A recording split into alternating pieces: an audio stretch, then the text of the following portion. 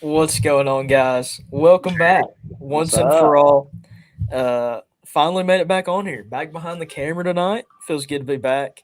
And of course, Yoder's already in the comments complaining, just causing trouble. I'm not going to be late to my own funeral. Anyways, thank you guys for joining us tonight. I know it's been a little while. Been crazy busy with fishing and family vacations and traveling, and just seems like we never catch a break. But feels good to be back. Glad to have two okay guys with me tonight. Thank you all for joining us. We're just gonna jump back into it.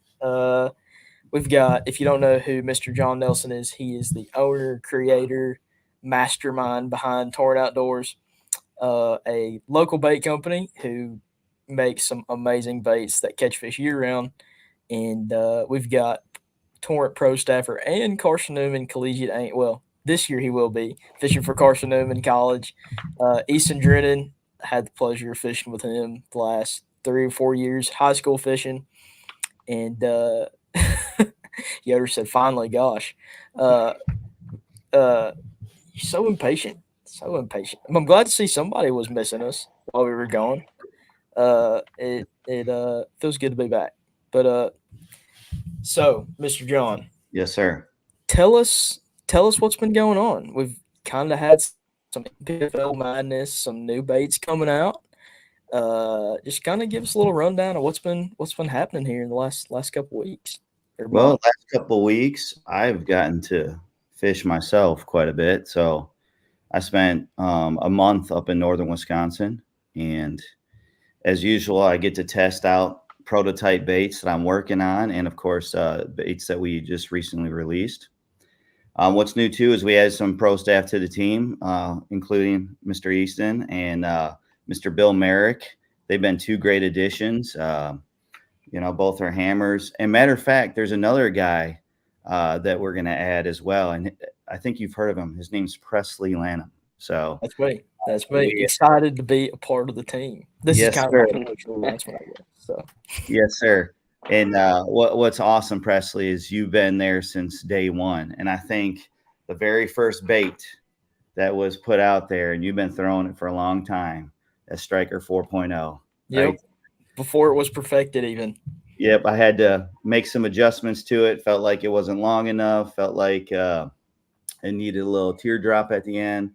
So we modified it to make sure it was a fish catcher. So for those who don't know, this is kind of the my mainstay for many years. This little Striker 4.0. A matter of fact, I went to Barron River Saturday. Been there twice. Didn't catch a bunch of good fish, but I caught about 40 of them, all on this bait. And with you guys being with the high school fishing team and working with some younger guys that just getting into fishing, what a great bait to take when they go to a lake they've never been to. It's a workhorse too. I mean, people will see it as a finesse type stuff bait, but I mean, I've caught my biggest one on is a 6 pounder actually out of Old Hickory. So I mean, you can stick those pigs as well and get those numbers. So Yeah, no doubt. That I mean, if there's a bait that I need to catch something on, uh, just like need to pick up an extra fish or two, and just a bait that's gonna get bites. It's the 4.0, and you can throw it and you throw it on a drop shot. mhm. I've even flipped it before. Just quarter 3/8 ounce Texas rig, and just pitching around trees or whatever, or, like on the weedless net head or Mhm. whatever it may be. But it definitely gets bit. Yeah. It And definitely helps locate fish too. Like I yeah, like using it a lot in practice a lot because uh, if a fish is going to bite something, and you know it's going to bite a Ned rig, so it's a lot it's a lot easier to locate fish with that bait. I love using it in practice and of course the tournaments too. Yes, yeah, sir. no doubt. And so you're saying you've been up in Northwoods, Wisconsin. Tell us what is up there, because I'm sure a lot of people haven't heard of it. Okay, so like most people that are from the South and think of like northern fishing, they usually think of like the bigger Great Lakes. They're thinking of, um, up there in Green Bay. They're thinking just big bodies of water, and it's chock full of big smallmouth. I think some of you've experienced that. But actually, I grew up fishing inland, so I'm from Wisconsin, and so I grew up fishing inland lakes were all like natural bodies of water. Um, there are a few lakes up there that would be considered reservoirs, which are called flowages. But where my family cabin is, if you take a 20-mile radius around my cabin, there's 200 different natural lakes in a 20-mile radius. It's So crazy. the point of that is you get to explore, try out different structures. Some lakes are full of lily pads, some lakes are all rocky. Some lakes are known for smallmouth, some lakes are known for tiger muskies. And I've been up there every summer of my life, so I've had all these years of developing that. And then of course with forward facing sonar, I exposed it a little bit more. I can find humps. I can go to lakes that don't even have maps, you know, where Is you there got. any up there that do have mapping, like the small lakes? Yeah, there are some that will have like a generic, but I mean, there's some you got to be careful because Yeah, it's just not mapped. It's right. Wow. wild. Matter of fact, I just recently caught my biggest muskie flipping the timber craw, and it's a pretty cool story. But it's a lake that you have to. It's about 20 miles from my cabin, but once you hit the dirt path, you go on the dirt path for like 5 or 6 miles. Then you drop your bass boat in this little boat ramp in a creek, and you ease through a creek for about 3/4 of a mile. Then it opens up to about 350 acres of complete wild. I mean, Wow. you're talking about wolves and bear and no homes, and so we fished for muskies all day, and we caught some tiger muskies. And then there was this island, and I knew this island had a big boulder on it in about 12 feet of water. So we were about to leave, and people were with me. They were like, "Man, I'm ready to go." And I'm like, "Come on, just real quick." So I'm flipping that timber craw, and I know there's a boulder out there, and I throw that timber craw out there, and I feel the boulder, and I pop it off, and I feel this thump. I set the hook. I had a 7'6" cash and flipping stick. When I set the hook, it stayed bent. And that sucker just eased on out. I jumped on the trolling motor and followed her for a while.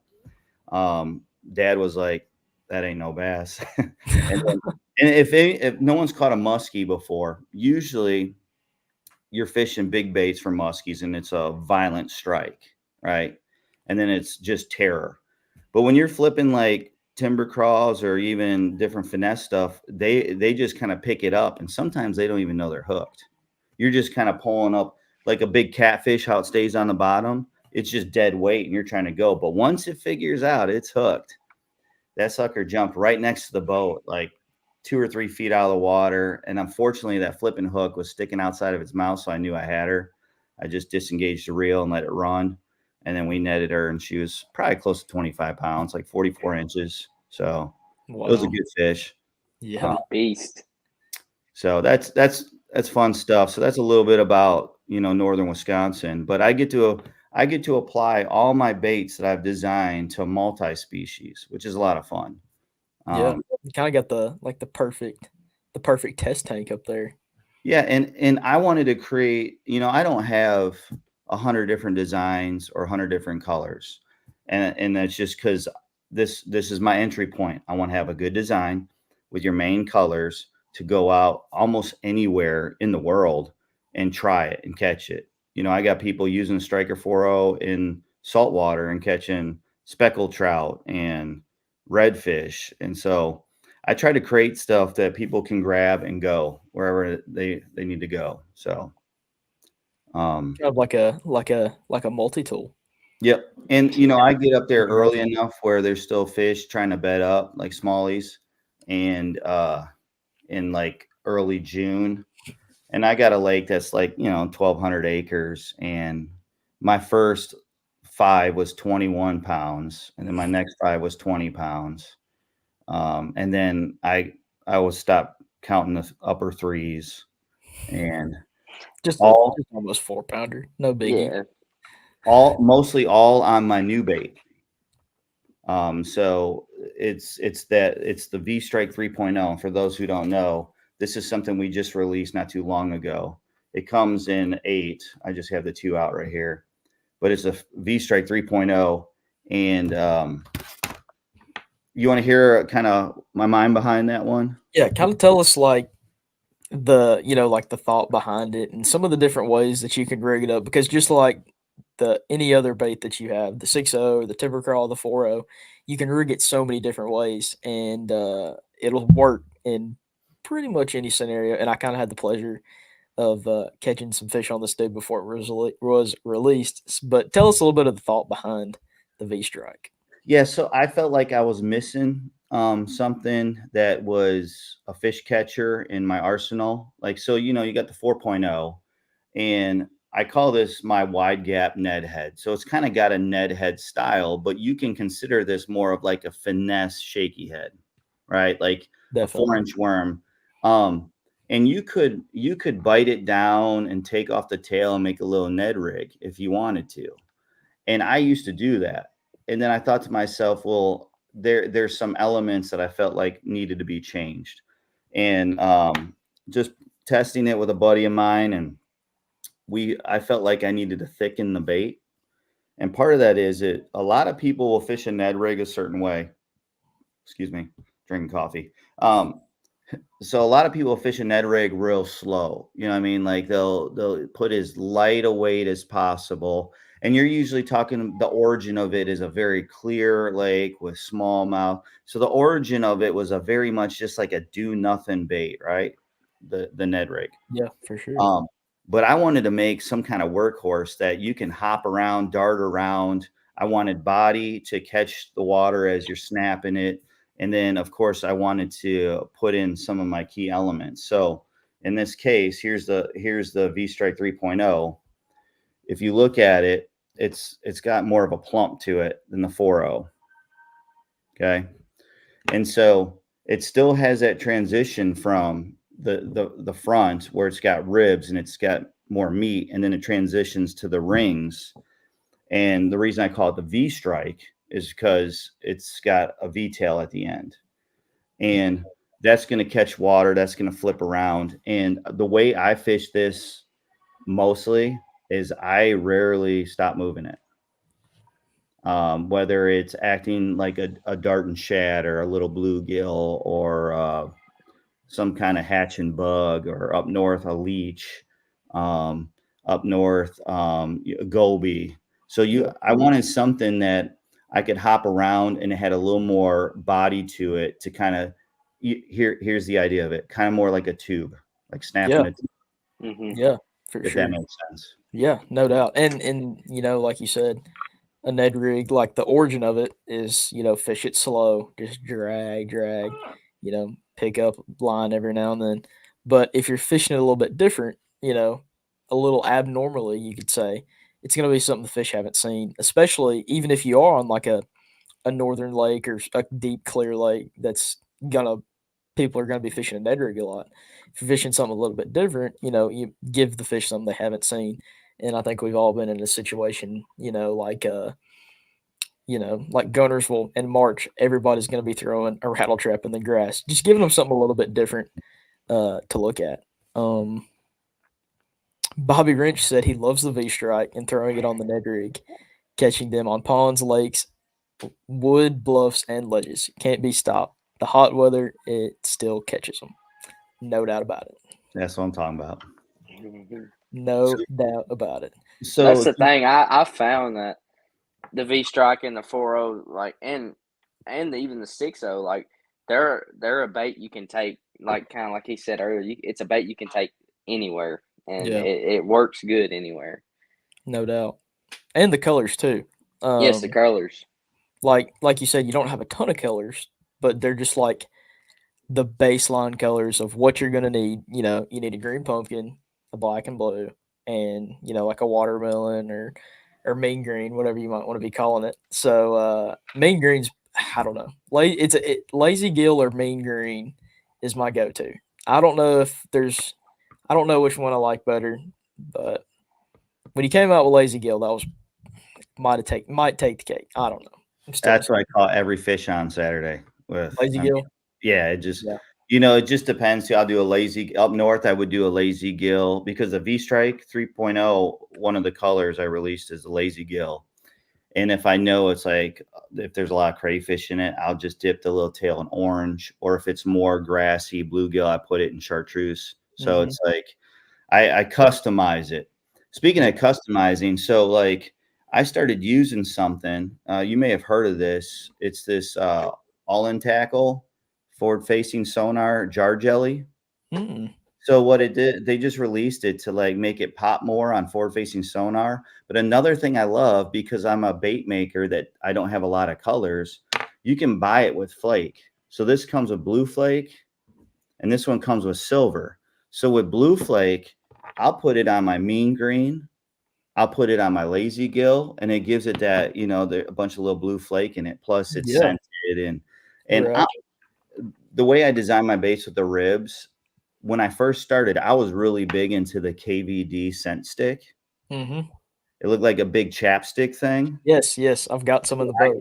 I used to rub it on my baits, but then I was like, I used to throw the Strike King rodent, and Mm-hmm. so it would get caught in the little edges and stuff. So when I started designing baits, I wanted to make sure I brought ribs and rings back, and big part of that was to move water, catch oxygen, bubbles, but also to like just hold different scents that I add to it, whether you use bait fuel or anything like this. But I've really enjoyed using this bait for not only scent and for the element of it's going to pick up a little more on your radar, sonar, whatever you want to call it.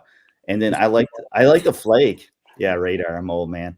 I like the flake because, like I said, it just and it could be it with that flake. It could just make you feel more confident in it. There's some people. I used to fish on Kentucky Lake back in the day, like when I used to fish bigger tournaments.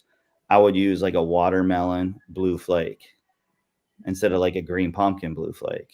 Right. And so with that mean green, I'll swipe some of that blue flake on it, and it settles me into a little more confidence sometimes. Yeah. I mean, and sometimes like I honestly haven't like tested it enough to be able to tell if scent makes a difference or if like a little bit of chartreuse makes a difference. I mean, I think it does to an extent, but a lot of it, just like makes you feel more comfortable. Like, Yeah, Yes.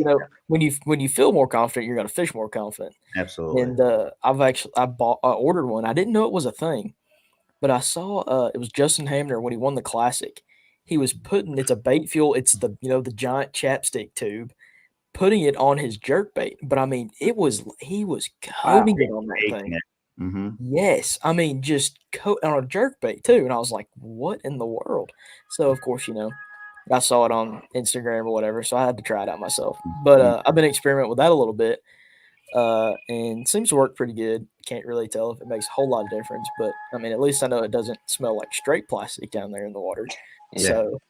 So, That's the thing. It's kind of hard to like really dial in if that's the key factor making a big difference or yeah, not. especially when you're by yourself, like me and Yeah. Lainey went out the other day, and I used it and she didn't, and didn't really tell a whole lot of difference.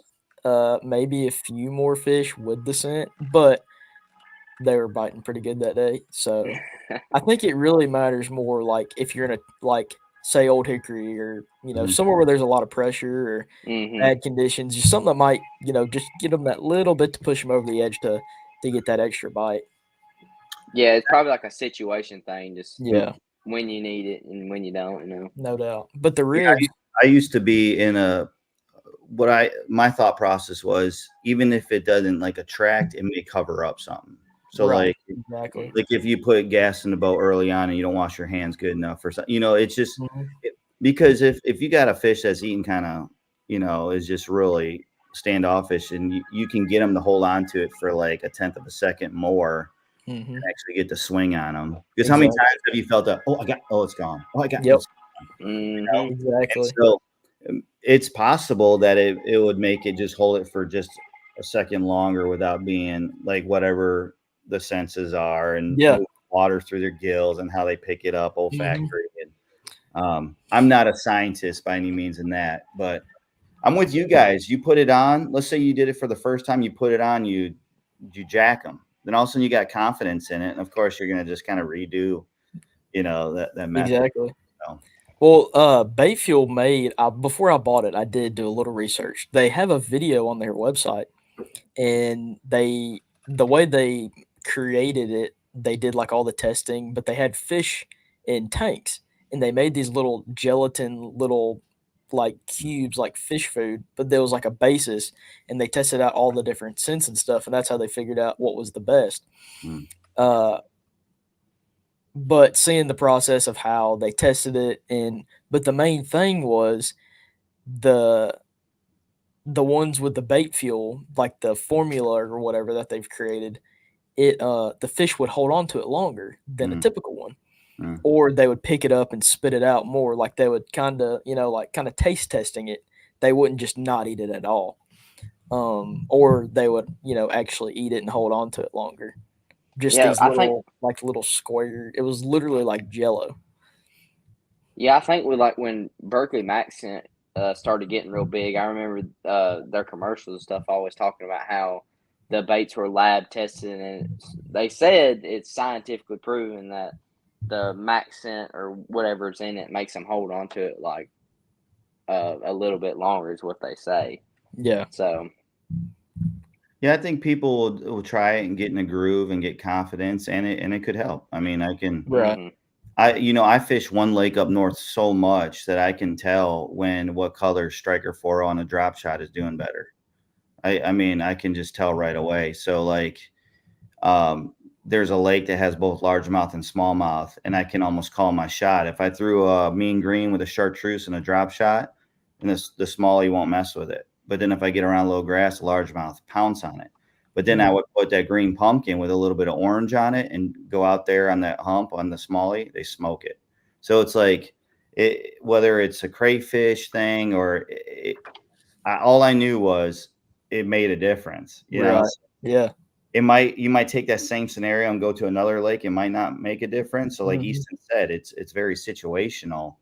And I think that's what it takes to be a good fisherman. And I'm not saying that for me, but I'm just saying for in general is that, people think you can just go out there with any kind of technology or whatever and just go and catch them.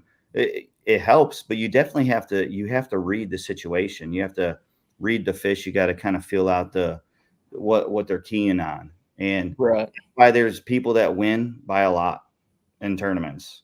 You know what I mean? Yeah. And then some that zero Right. because the wrong part of the lake or they got on the school at the wrong time. The current wasn't going. So there's so many things you got to key into it. It's Right. important. Yeah, for sure. Um, what can we expect out of Torrent over the next year? Can we expect any Middle Tennessee ICAST special releases out of Torrent? Mm, I like that question. Well, there is one that's probably being fished tonight that isn't out. And there's another one that I am uh, designing currently with input of staff, including Isaac Peavyhouse, and he just had a great finish. I finished third on Pickwick in the MPFL. Um, One thing I try to offer my guys, like my two guys here, is that you get to interact with the guy that's doing it. I mean, it's not like I am, pro staff developer and not the guy designing. I got it all. I'm all right here. So like I can say, hey, what do you guys think of this? And why don't you try this? And Presley, you've been on that end with the V strike, Yep.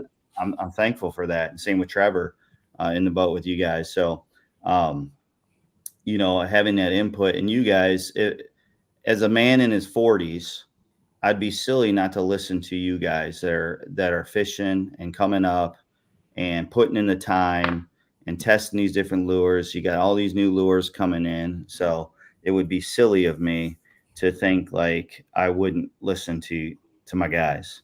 So you can expect that I am tinkering for sure. Uh, uh, I mean, when are you not though? I feel like that's. I it's mean, it's all the time. I would love to see the notebook Yeah. or the notebooks. I'm Me sure there's too. more than I just can one. kind of see it right there. I probably got 12 in there. Are you serious? Yeah. Oh yeah. Wow. Um, But like I said, I started out of the gate with things that people can grab and go to the lake. And so like you got your finesse, you got your swim bait, you got your worm, you got your craw, you got your big swim bait. So I got all, a range of things that I think are going to help people catch fish. So if you don't mind, I'll just jump back. So I did, in light of iCast, and there's probably a lot of people that don't, that follow you that don't know Torrent Outdoors or whatnot. But with this V-Strike 3.0, I'm a soft plastic company, so I mainly focus on the design of soft plastic. But you know me, I like to pair it up with something out there. So if you notice with the Striker 4.0, it's got this 1/6-ounce tungsten head, and actually this one is the same exact head. Here, let's see if I can get it behind my wall here. There you go. It's like all reversed, in the mirror. And so you have your wide gap version with the 4.0 that you can fish weedless and fish through brush piles and set the hook pretty good. And then this one right here, if you notice, it's got 2 wire guards. And this is just a nice finesse style 2/0 hook that fits perfectly with our little Ned rig. And also I worked with helping with this idea of this tungsten head, is that with wires, you got to be careful because if they're braided, they'll come undone. So like a lot of wire guards, Yeah, they're like twisted almost. they're twisted. Yeah. So if you notice, I have a little resin at the end of those that holds that together. Yeah, you can see them on there. And I've tested this hook out quite a bit. Matter of fact, I released it. I think I released it when I first started, and I just didn't feel like it matched anything well. So I kind of pulled it back out, and I left the wide gap hook for the Striker 4.0, and then I reintroduced it and worked with the resin to match this Ned rig style. And I caught my personal best walleye this last June with this bait. And I actually scoped it in. There was a group of 3 big walleyes. I was actually fishing with my dad's for smallies, and we caught like 25 smallmouth, all little, just like little dinks. We heard about this place, and I'm wearing them out on this thing, just these little smallmouth. And then I see these big targets just swimming in about 18 feet of water by boulders. There's 3 of them. So I flip this past them, and I watch them kind of stop and kind of do this thing. I was like, okay, these might be predator fish. Because up there, you could have a red horse carp, things like that. Now, we don't have 2 seconds. You're good. And we don't have as many like rough fish in those lakes. The rough fish are usually really in like river systems. So all these natural lakes are connected by little creeks. There's not a lot of opportunity for a lot of rough fish. Yeah. So you either got like panfish and your game fish. That's basically what you have. Besides like chubs and minnows and little things like that. So I flipped it in, and then I stuck her. It was probably close to 8-pound walleye. It was 28 inches. It was a nice one. No doubt. And then about 10 minutes later, with this bait, same bait, okay, caught all those smallies, caught that walleye, this same bait, I saw 2 big boulders in about 20 feet of water, and I saw another little boulder that wasn't as boulderish. I saw it kind of, there's like life in it, you know what I mean? Down there, it's like, you kind of squint at it, and it's like, that looks alive right there. Yeah, boulders don't move. I flipped that down there. Shook it, and I felt it hung like this. At first I thought I was hung. Yeah. And I leaned on it, and all of a sudden it went like this. It just started going like this. Same scenario. Scary. So I start bringing it up like this, and I'm thinking I have a huge walleye, and this muskie floats to the top, and it never knew it was hooked. No way. She bit it. She grabbed that little thing. And I brought a muskie up to the top. We netted it. It was almost 40 inches. Wow. And that's the fun up north, because you go out there, you go these these smaller natural lakes, and you catch largemouth, smallmouth, walleye, northern pike, muskie. It's a lot of fun. Right. Yeah. Now I'm wanting to go. I'm wanting to go. I'm there the whole month of June. The whole month of June. Is so like, is there, What would be like the closest big lake to where you're fishing at? Like, I'm about 45 minutes from Lake Superior, okay. the Great Lake up there. How far is it? How far are you from Canada?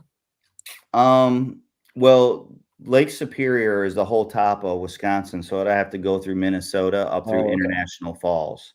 Gotcha. Um, and I can be to the Upper Peninsula of Michigan in about 30 minutes. Really? Yeah. Huh. So Wow. I'm up there a ways. Yeah. There's a place called Shawamigan Bay in Lake Superior. Look that up, and you'll find out it's a good smallmouth fishery. I Um, gotcha.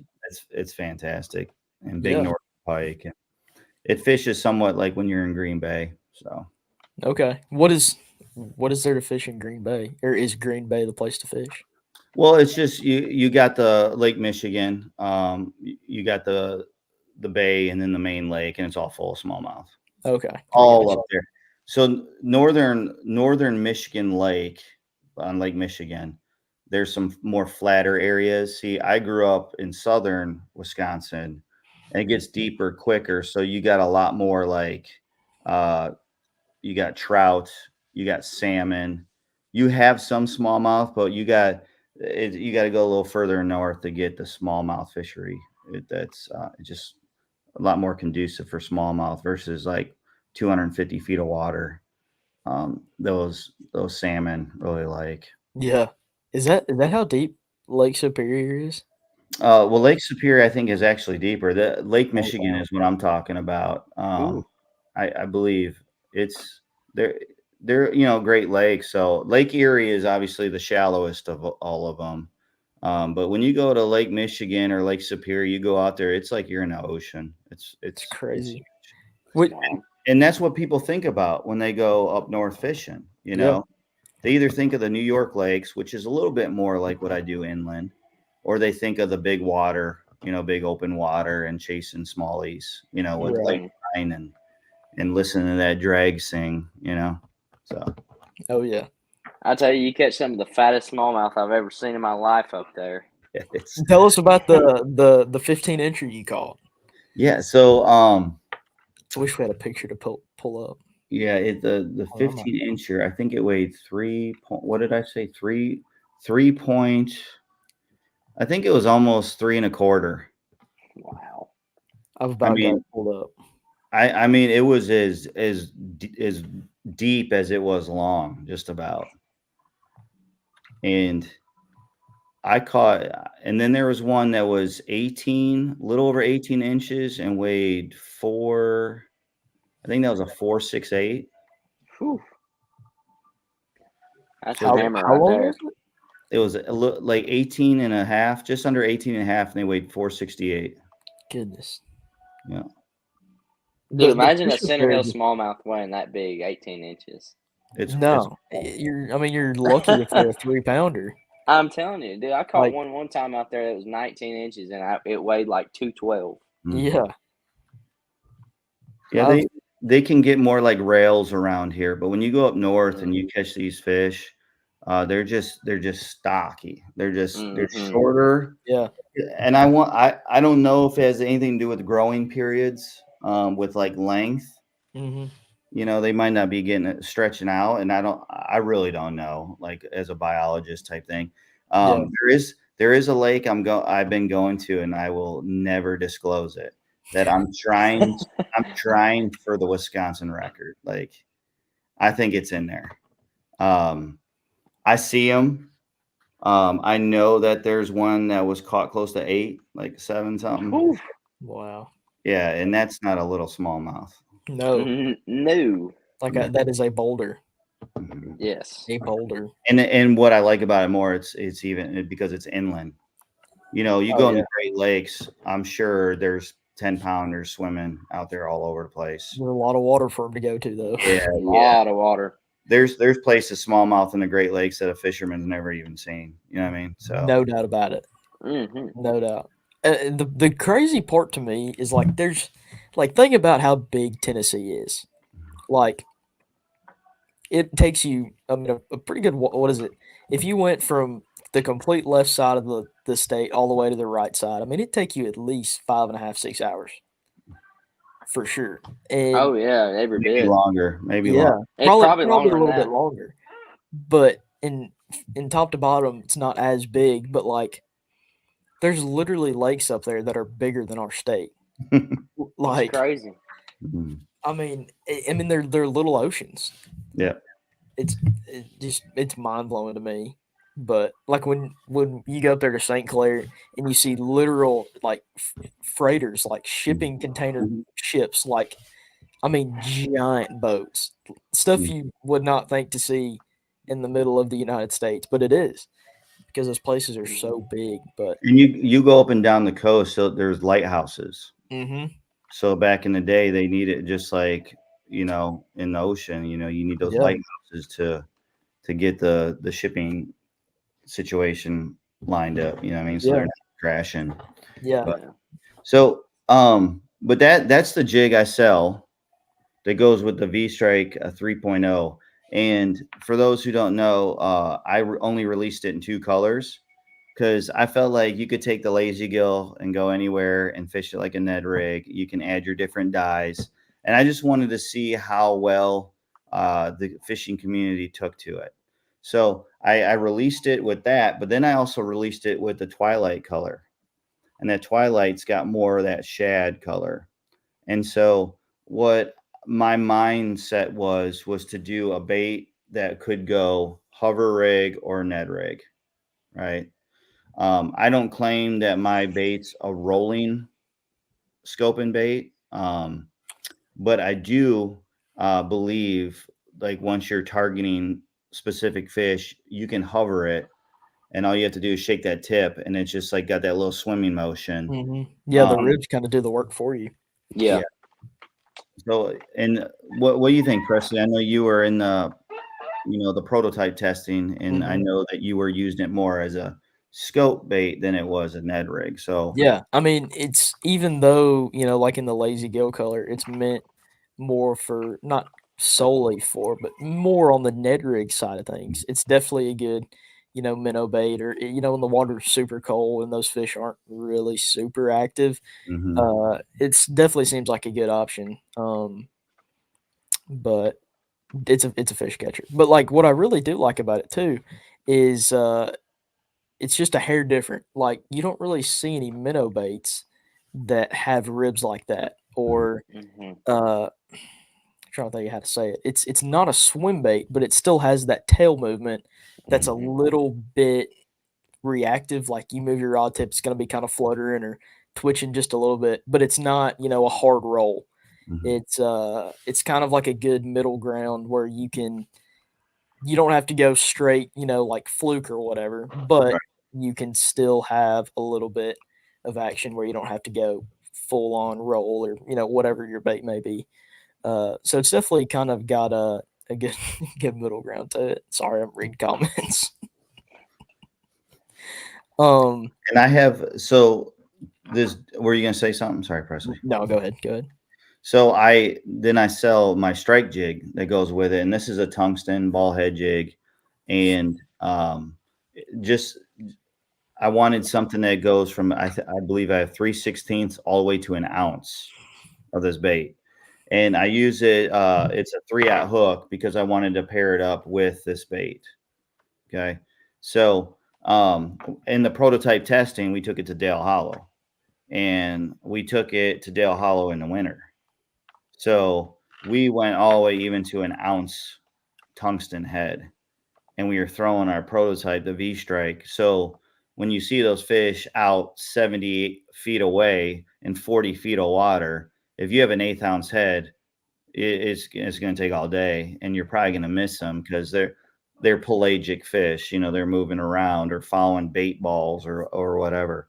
So I wanted to release a jig head that you could go all the way up to an ounce because I have 1/2 ounce, 3/4, and an ounce, and then it's just this little bait you attach it to, and you can target those fish and get it in their sight and just keep it above their head, and we uh we whacked them on Dale Hollow. So Yep. it's definitely a cool fish catcher. Again, it's a tool. If you're out there rolling and they're not really eating the rolling, you can throw this, downsize it, and see if they'll take something like that. Yeah, Uh, for just sure. on the bait ball size too, you might either go complete opposite sides. Like if they're small, little thread fin, you might want to try a bigger bait or match it with like the twilight color. But actually, the first fish I caught on Old Hickory, I was throwing this on a Ned rig, and I caught 4 1/4 out of a log with this head and that twilight color because it's just like a minnow. You know, you get those Yeah. minnows around those logs, you can throw it on the Ned Mhm. rig too. So, Yeah, especially around like the shad spawn, mhm, when those bait fish are really up shallow, especially in the mornings, pushed up, and they don't all disappear at once. They're still up there, kind of roaming around, and even if you can't see them, it seems like the bait fish really push up shallow that time of year and hang out around the trees and like Center Hill where they had the water down. There's all those logs and stuff, mhm. or not even logs, just standing little twigs and trees and stuff that the minnows hang around, or um and things like that. Sorry.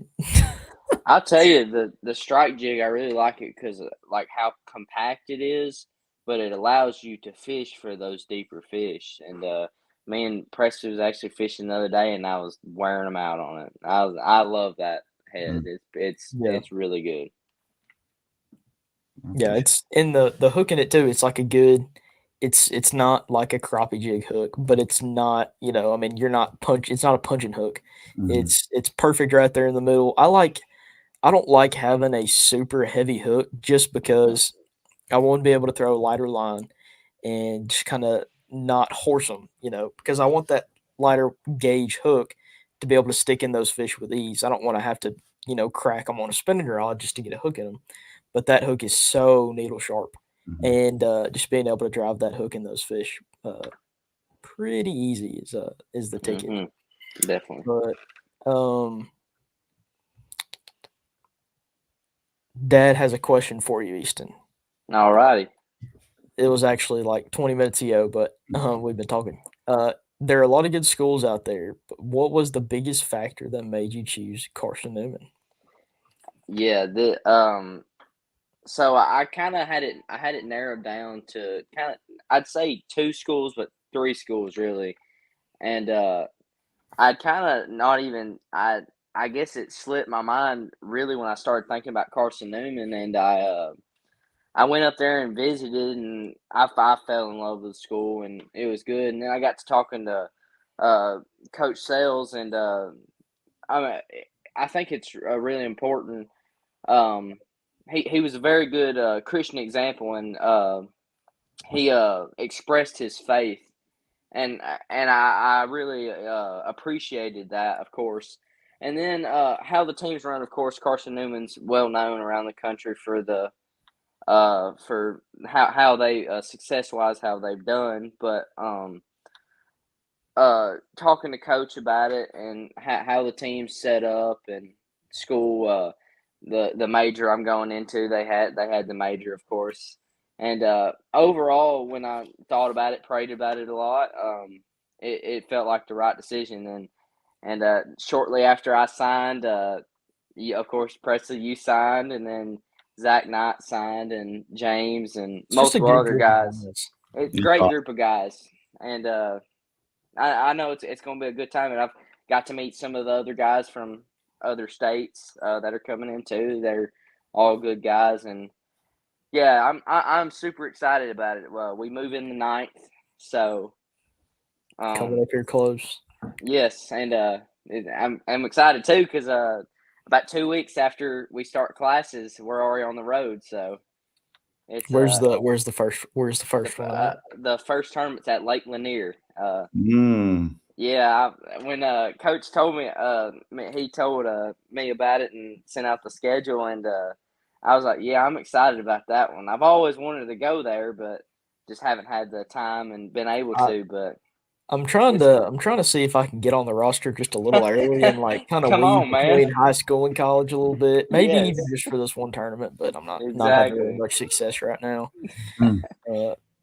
Yeah, everything Easton said is so true. Just the group of guys that's already there, but all of our buddies, it's like we're taking all of our high school buddies and just going on to college. It's like nothing, Exactly. not a whole lot's changing, but there's such a team atmosphere too. Like just everybody feels like it's just like a family, you know. And we're not. Exactly. I haven't even gone to school there yet, and Easton, you haven't either. But I know you feel the Mm-mm. same way. It's like already, and it Definitely. just feels like a big family.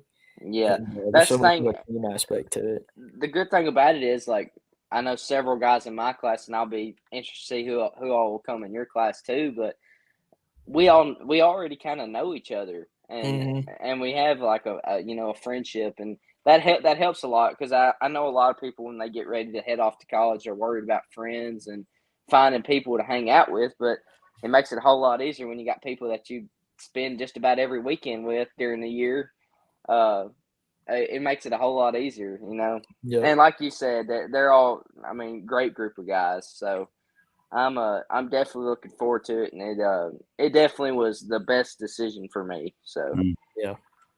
For sure. For sure. hmm Ben Rich asked, "What is the craziest catch on a torrent bait?" All of us. We'll all go. I could start it. Mine was actually the last week with Presley. We were scoping around, and I threw out there. I thought it was a bass. It looked just like it, and I think Presley was sitting down tying on, and Yep. I hooked it. I I hooked remember. it. I hooked into it, and I was like, man, this is a big one. I was getting excited, you know, and it came up and flashed, and it was about, I don't know how big it was. It was about probably half the length of the boat. I mean, it was huge. Yep. I mean, a monster gar. And ate the Demiki, was hooked in the mouth, and it was on the Torrent strike jig, and it had me excited for a little bit. I mean, it's still a fun catch, but you know, you Yeah, kind of wish it would I have been was like a 6 pound smallmouth. yeah, I was excited. I was excited too until I stood up and looked over the side of the boat and the thing's coming up at my face. Dude, the snout on that thing was like, I mean, it was It was a huge. It had dinosaur. razors. Yes. Yeah. Yeah. That was I wish it would have just pulled off like the rest of them do, but of I course know, but the giant one gets hooked. exactly. But What's we your got a good picture with it, so hold on. I'm pulling it up.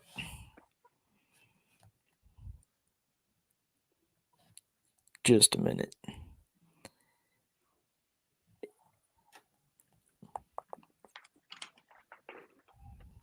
The silence is killing me while I'm trying. Here it is. You might not even be able to see it, but the thing Oh was man. it was huge. Yeah. it was a There behemoth. you go. Yeah, it was giant. But John, what do you think your craziest catch is? Well, earlier I talked about catching that big muskie on the timber craw, but I will tell you this. I didn't see that fish catch, but one thing I do is I throw the Thresher 6.5 and I throw it up north on the lily pads, and I do it here with just this one's a big old 8/0 weightless, and I throw it over the tops of lily pads.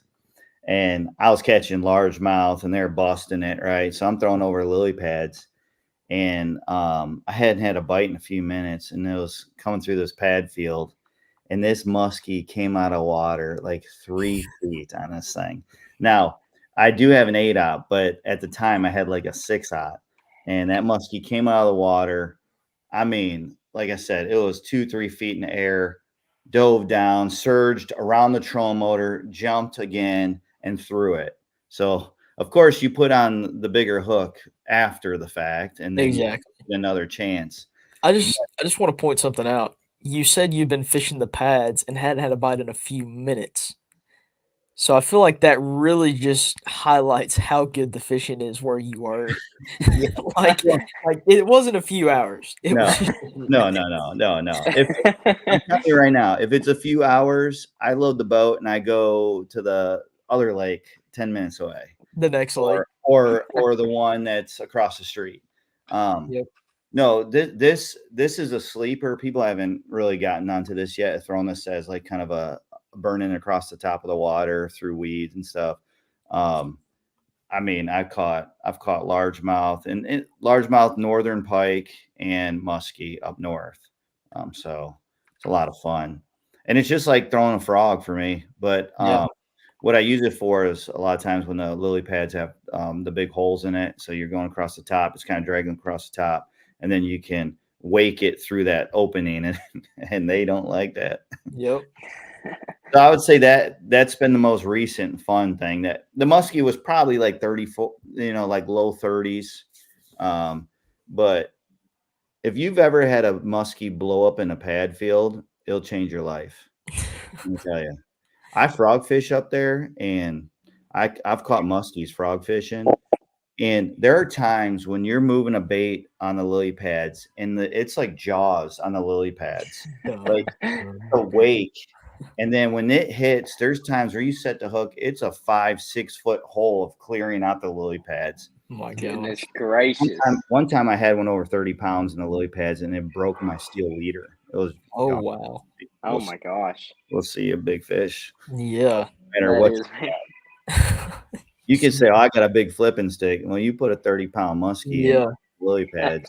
You need a saltwater stick. You do. You need some beef. Yeah, no doubt. I think my craziest catch. I don't really have any like super crazy. It'd probably be the state record lake record crappie on Normandy. Yes. That's probably Yeah. the craziest one. Was that Normandy? Do what? Normandy? Mm-hmm. Yeah, it was Normandy. Out of a brush, it was on the wide gap Ned Head 4-0. Yep. Of course, That's we got ridiculous. like 10 minutes to weigh in, and you got 4 fish in the box. It was when me and Morgan were still fishing together.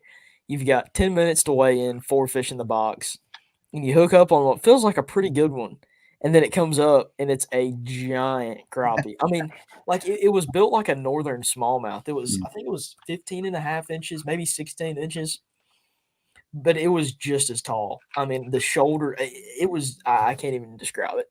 But it's like I didn't really know whether to be really mad or like really happy because I wanted a fifth largemouth or smallmouth, and then I got a really big crappie, so I didn't really know how to react. But it was pretty cool. I actually took it up on the stage and weighed it in.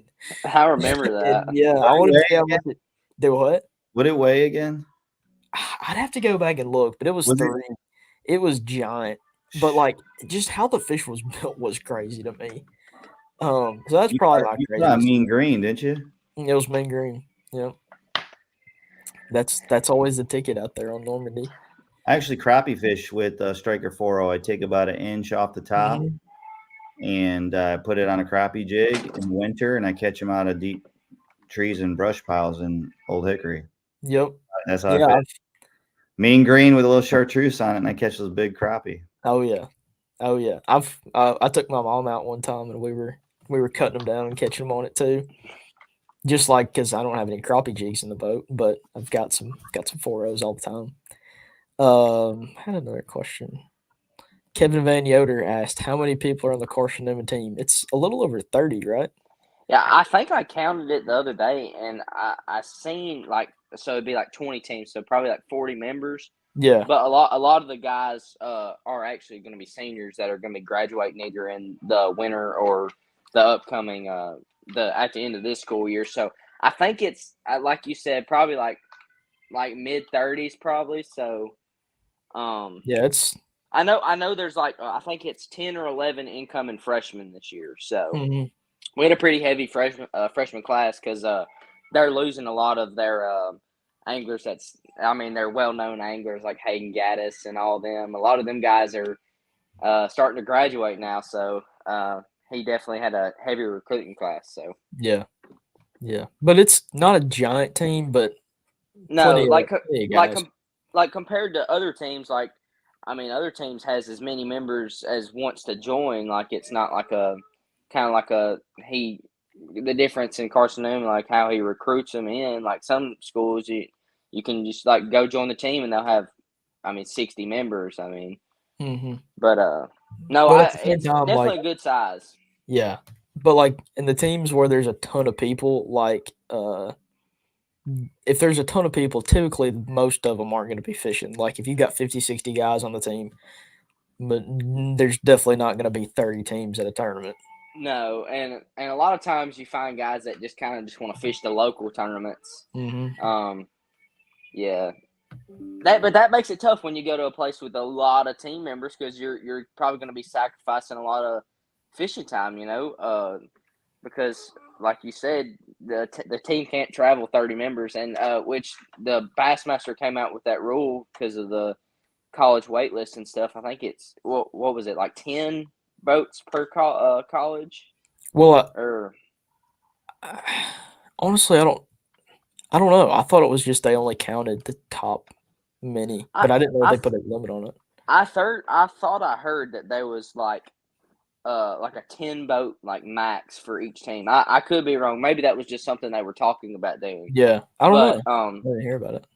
Yeah, and it might be different now that they split it up in 2 divisions, of course. But Yeah, that would make. I mean, that would make sense though.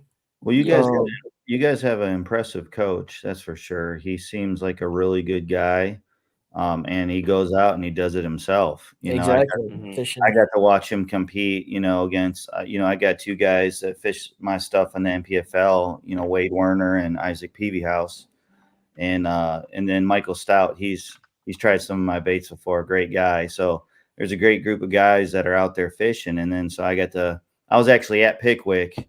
I had an opportunity they started official practice day on Sunday. So I have a nonprofit I do with ministry. So I was there Sunday morning and got to share a word with them and pray over those guys. And it's awesome. But I just watching Hunter out there and him compete and knowing that he is also a coach for a college, I say, pay attention, y'all. Like he's a good fisherman and he carries himself well. And like you said, Easton, he was talking about his faith and living it out. And I think that's the stuff you take after, you no doubt. whether you go into the fishing industry or not, that's life. That's good stuff right there. So it definitely, I mean, just like a successful business or successful company or whatever it may be, you've got a successful leader, everything else kind of falls into place. So. Mm-hmm. And I haven't personally met him. I may have said hi to him before, but I'll tell you what, just from what I've seen, you guys have a great opportunity to learn under someone that's got high quality, seems like a great man and good fisherman. So yeah, I'd say good job on picking that school and that the team. So yes, sir. It's really it's truly a blessing that this opportunity is available. Yep. It really is. Me and my dad always talk about it now.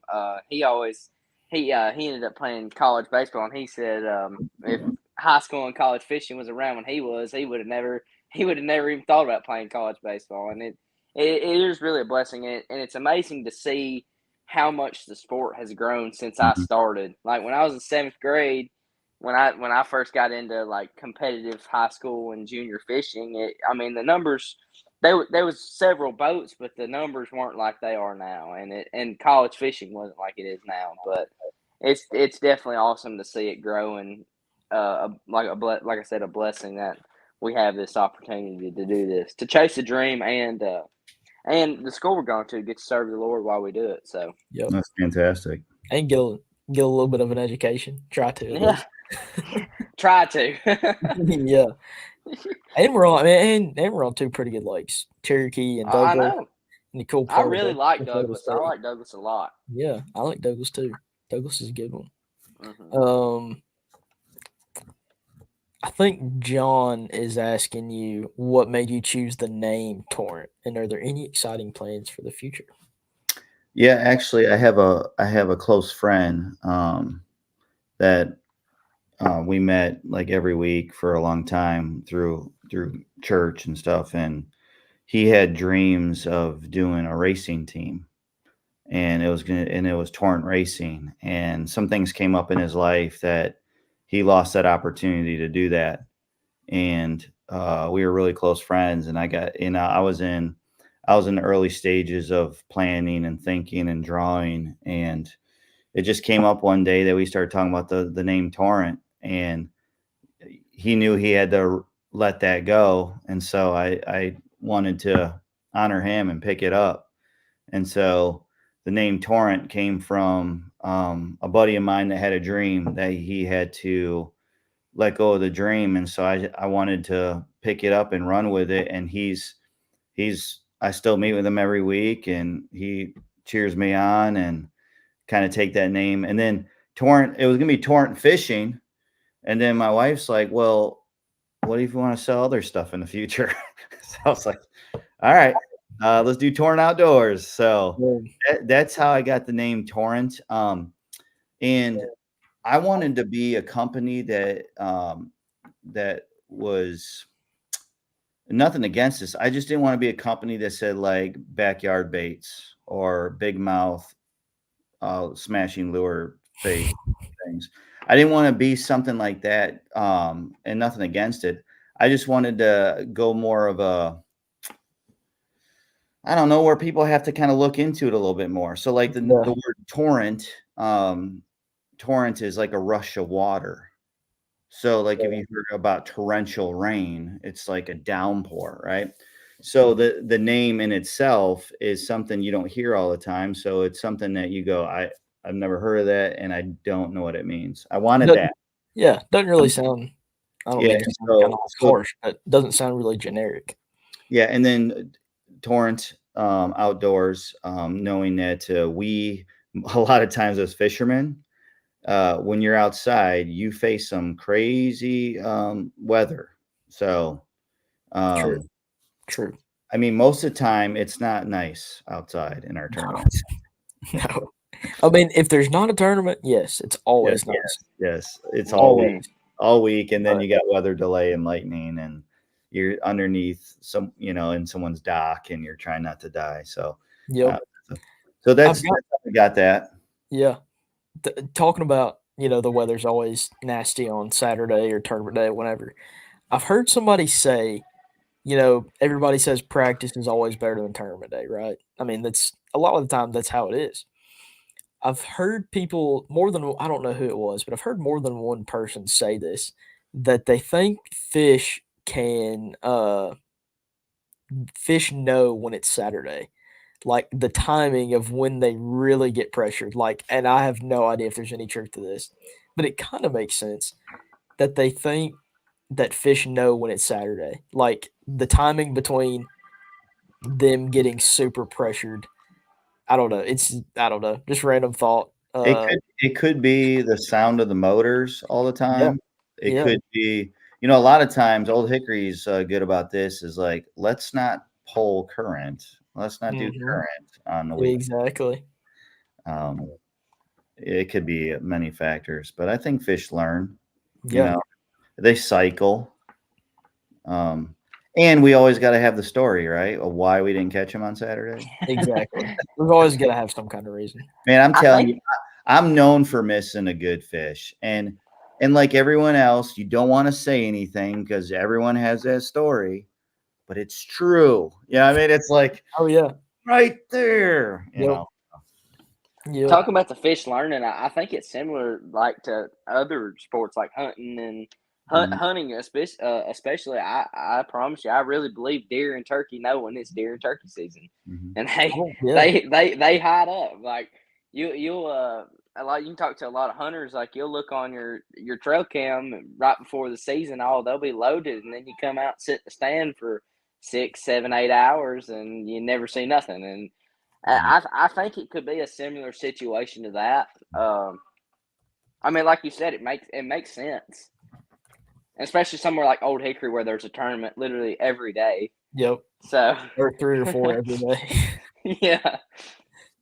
Thank you. I don't know if I'm saying this right. Braden Basham sorry, Braden. Thank you for subscribing to the YouTube channel.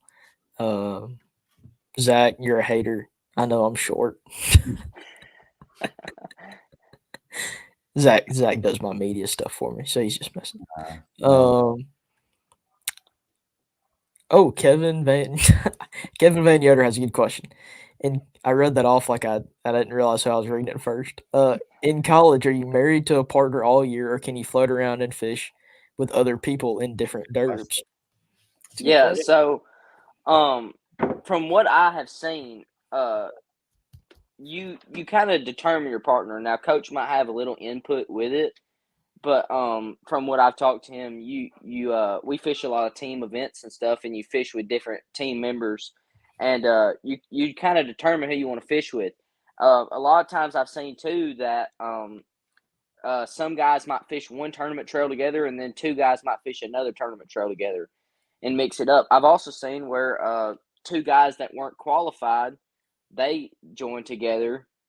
They had fished with other people in that same trail, but since they weren't qualified, they jumped together and fished together. So So I you're mean, not yes married and to one no. partner. Yes Yeah, and no. it kind of just depends on what your Hmm. situation is. Definitely. It's a good question though. That Uh, is. I Shay wonder. come in I do have to a question. I wonder if does it.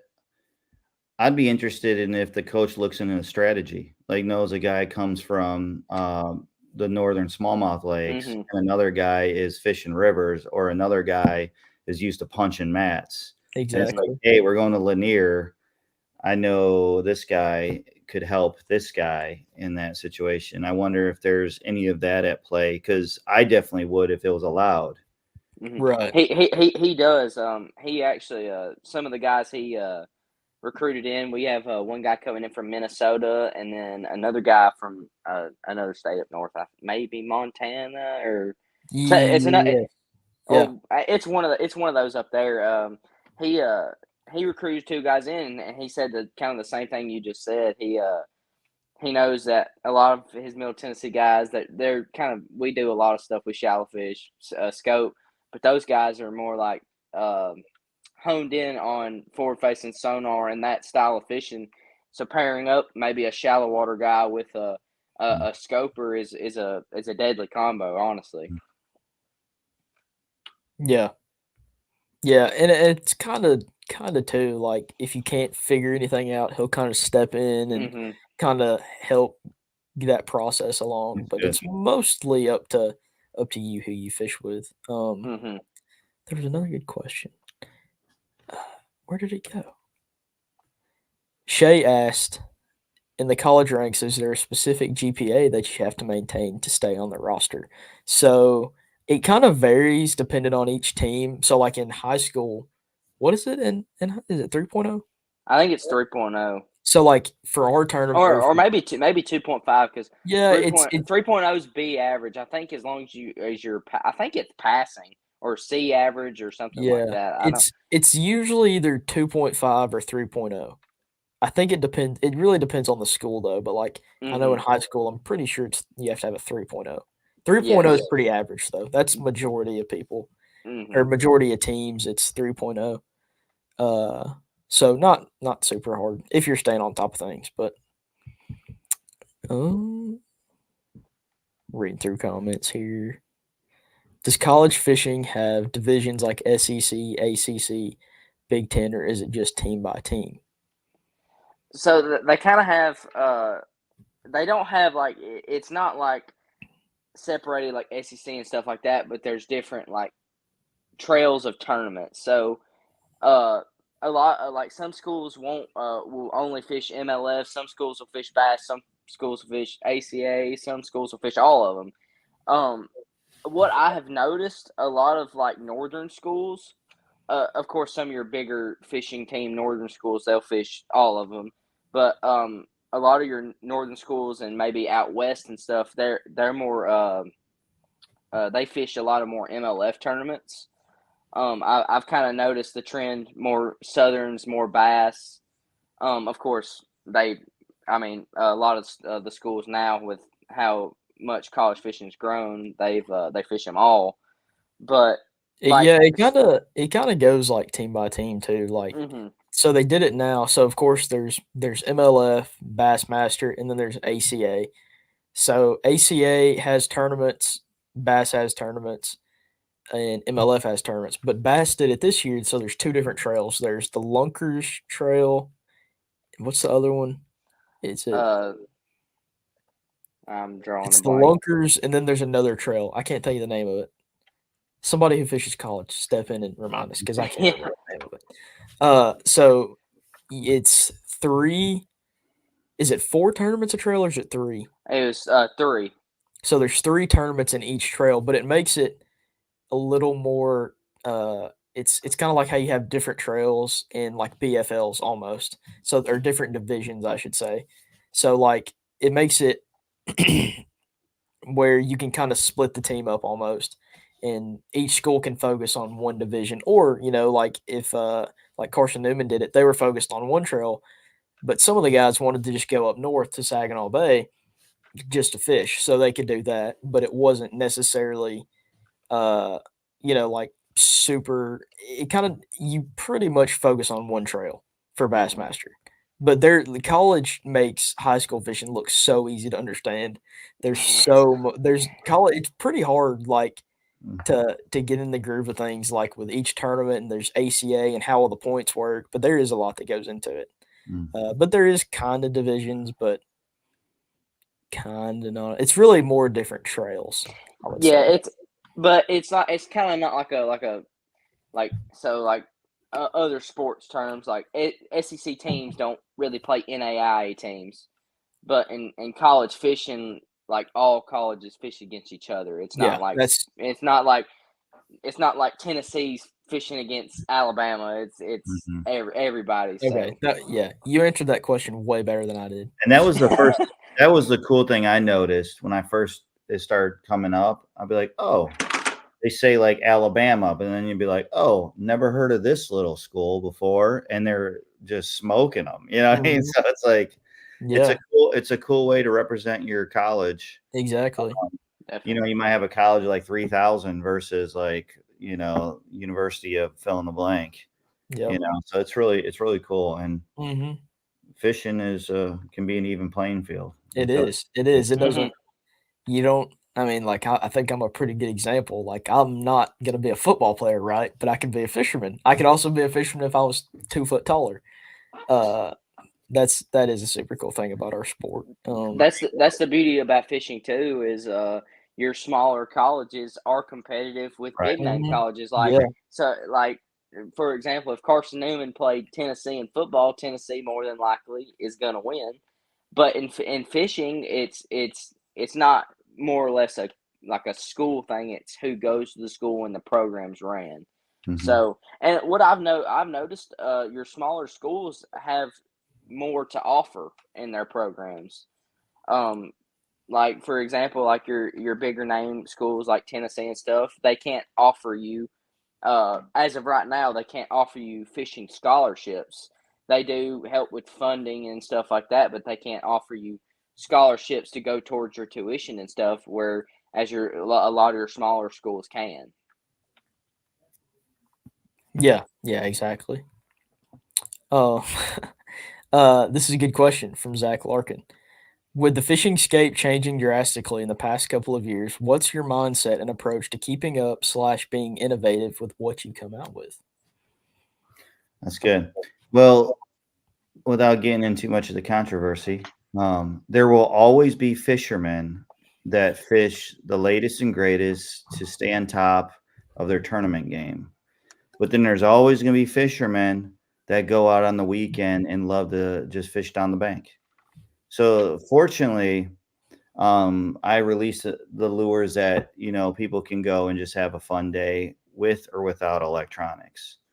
But with that said, we are definitely. I feel like I've gathered an A team, including these two gentlemen on here right now, including guys, the rest of my team, that they give me input, and so fortunately, I have some quality men and quality fishermen that are out there testing these things. So I am not concerned about not having stuff. It may take longer. I'm not a big company that shows up at ICAST and reveals, you know, drops drops the curtain and reveals this big reveal. But I'll tell you what, though, I've been working on getting different connections to get more stuff worked on. Now, I might put out 5 or 6 prototypes throughout the next year or two, and maybe only 1 or 2 is going to make it. But that's just the way it is. I have no interest of being rushed. And that's why I think that's a different way I run my company. I just trust the process, and I'm not in it to get rich quick. I'm in it because I love the sport of fishing. I think it offers valuable lessons to people when they're out there. Um, and I am going to just keep on putting out stuff that I think will give people an edge. Um, I don't put a lot of money into marketing, so a lot of people that use my baits are like the people that are using them, and they can show up at places that no one's ever used it before. So I think part of what I got going for me is that I get to work more with my local community. And then when they take my stuff to go new places, you can almost guarantee like you're the one throwing it and not other people. And I like that. I like that about that. And so that's kind of a drawn out answer. But I'm definitely forward facing sonar is on my mind quite a bit, and how I can put out stuff that makes sense. But I'm never gonna leave the worm and the craw and the swim bait. I think those are all essentials. Yeah. And I There's a feel like, place for all of them. and I think like even with the thresher, what I mean, this is one of my favorite ways to throw a thresher at and just going to any lake. Okay. So I have my strike jig, and this is my thresher 4.2. If I want to go to a lake and catch some fish and I know they might be suspended, or I just need a bite and I know that they're on minnows, I'll throw something like this. And I think this is something that's going to be relevant for as long as fishing's here. I think what's going to be relevant is a worm, finesse fishing. What I think is relevant is we're going to throw a craw either on, flipping it, or this is one of the ways I designed it was for a wobble head. I don't think those things go away. And I think like as long as have a business, I'm the size where new people will find me. I'm not a Zoom, I'm not a power bait where I'm global. So even if I offer a few things, it could just be the next month that there's a group of people that find out about it. And I'm happy with that growth. And I love to give an edge to my guys. Here you guys go. You go to places, you go compete, and no one's heard of a thresher, and you're whacking them on it, or a 4.0, or the V strike, or what's coming out soon. And so, Yeah, and kind of like what you were saying, that's the other baits aren't just gonna go away. Like no. just because there's new ways that people are catching them, just because there's new things doesn't mean the old things are just gonna stop working. Mm-mm. And it depends on the lake. Like you're not gonna, you can't just go to Okeechobee and throw a minnow the whole time. Like you're gonna have to, and even on lakes like you say Dale Hollow or St. Clair or whatever it may be. Um, there's always going to be a place for a flipping bait, for just a swim bait or whatever it may be. Well, there will be millions of people that don't want to use forward-facing sonar, so they're Exactly. gonna use, then that's fine, and then that's fine for me as a Yeah. lure company. I like both of you. You know what I mean? So it's like I We don't discriminate. I get the whole debate and stuff, but as a lure company, I'm like, I have stuff for you and I have stuff for you. So, and give Yep. us a shot. Give us a shot. Exactly. I feel like I was a fisherman first before I started a lure company. I didn't. The fine line is I want to make something that people can recognize, but I also want to be different. You can't be a gimmick, but you also can't, and you don't want to copy. So you got to have some kind of edge to it.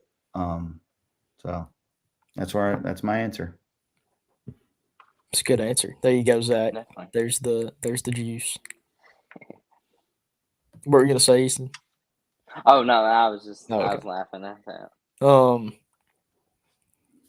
John Wesley and Shay kind of had the same question. What are all of us our favorite bait, and on any lake in any condition? Each of us have to answer. Ace, and I'm putting you on the spot. Go for it. Am I first? Okay. You're going to give me a little bit of a second. I'll tell you, a lot of how I learned to fish was fishing the bank, fishing shallow, and don't get me wrong, I love forward facing sonar, and there's places you have to do it or you're not going to compete. But I missed that part. I'll tell you, I think. Oh, you missed it. No, you're good. Oh, I didn't okay. realize it was there. He said only out of all of John's lineup of baits. Oh, okay. So it's the torrent baits, right? Is that what you're saying? Yeah, do both. Do both. Oh, okay, do both.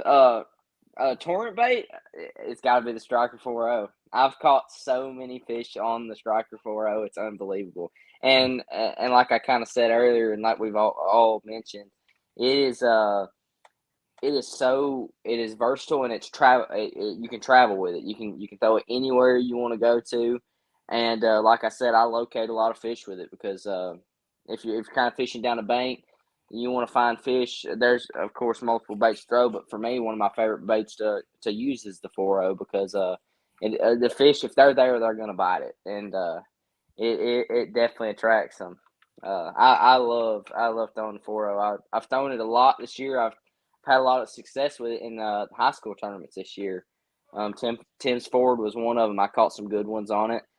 Center Hill, I always catch good ones on it. Dale Hollow, actually in the Bill Dance tournament, I fished. I caught every fish that week on the 4.0, and it got me a win in one of the hours. It got me some money, and the 4.0 is always going to be in my box and in my rod locker always.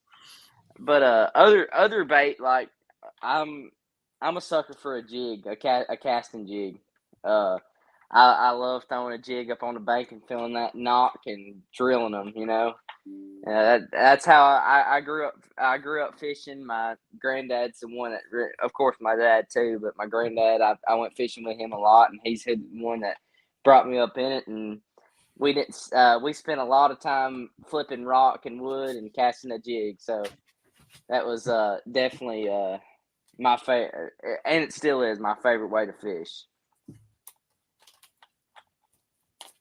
Yeah, a Jeep. Sorry, just a second. My computer's about to die. Well, I'll say mine. I'd say if I'm going somewhere for the first time, like that's what I did with Barren River. I basically, if it just depends on. It's getting real stuff on a live podcast. There you go. Hey, this is the real deal. This is life, brother. Yep, this is life stuff right here. I think a Striker 4.0 with my tungsten wide gap net head is just something. I have confidence that I'm not going to not catch a bigger fish. So, like, some people say, well, I don't want to throw it because I don't want to catch a bunch of little fish and I need a big bite. And I get that. But I haven't had a problem getting big bites on this. Matter of fact, I had a tournament on Priest. I think we weighed in. Unfortunately, it was like we had 17 something. I think it was. I think we got third place, 17 something. But I caught every big fish on the Striker 4.0. I caught back-to-back 4-pounders. We had like 6-7 minutes left. He gets hung up on a jig. We go up there to the bank, and I throw the Striker 4.0 down a rock, picks it up, starts swimming. I set the hook because I was too fired up, and she surged and snapped the line. And we had one fish. We had one fish that weighed like 2 3/4. And this thing, I didn't turn her, and I just got done catching a pair of 4s, and so we would have won that tournament. But my point is big fish will eat this, no doubt. And the good thing about that is like you can fish it on bluffs, you can shake it in brush, you can throw it around grass, throw it in rocks, you can even skip it under docks. So I would say the Striker 4.0. I'll tell you a close second lately has been this thing. Yep. And again, I throw this thing. I throw it. I'm hopping. I'm yanking. I'm swimming it. I've even scoped them in with this.